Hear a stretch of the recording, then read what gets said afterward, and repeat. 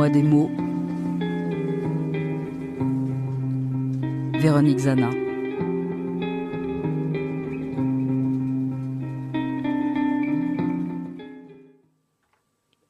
Orange.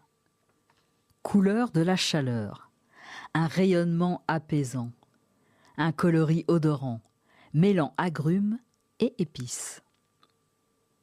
Elle apporte ce bien-être dans cette tonalité automnale.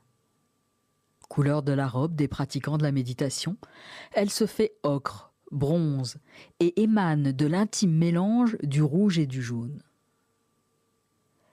Elle se prête du subtil à la vivacité d'un fluo énergétique, la plus sensuelle des couleurs, et qui d'un mot évoque le goût vitaminé, le grain de peau, le parfum léger et la sonorité préventive d'un feu sur le point de rougeoyer.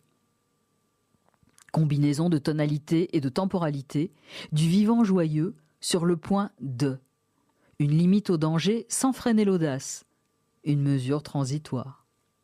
Et d'une syllabe, c'est le trésor scintillant, la volupté d'un métal précieux, un relais de la lumière, d'une flamme de bougie ou du foyer de la cheminée avec ses craquements d'un bois sec et parfumé. Couleur expressionniste des fauvistes, elle se fait animale au pelage rugissant. À terre, elle tapisse de feuilles le sol des forêts, des allées, des jardins et assourdit les pas des marcheurs. Sa fleur produit une eau précieuse et c'est l'Orient qui s'invite à nos tables. Une forme d'amertume douce, et c'est l'allègement du sucre dans ce bonbon si particulier d'une pâte d'amande recouverte d'un glaçage, presque dragé, au nom savoureux de calisson d'Aix. Son orthographe, particulière et adjective, refuse le pluriel, tout accord avec les noms qui l'accompagnent.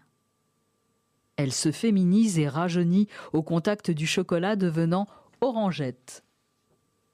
Espiègle, elle se fait politique en s'associant au bleu.